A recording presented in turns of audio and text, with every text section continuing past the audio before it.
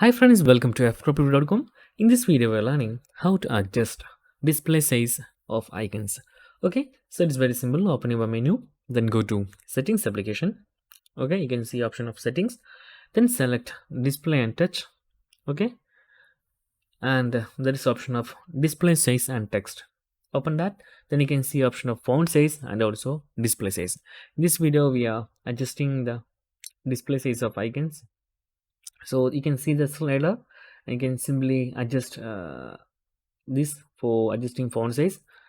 Okay, so in this way you can also increase the icon size also. Okay, there is no different options. There's a single option that you can simply adjust font size. That time also the icon size also increased, so also adjusted. So in this way you can simply adjust your app icon size in Google Pixel 7a. So that's guys, um, very simple tutorial, and if you need any kind of Android or iPhone tutorial, just comment below. I will post my replies as video so you can easily watch and understand it. And if you enjoy this video, please like, comment, share and subscribe our channel for getting more videos like this.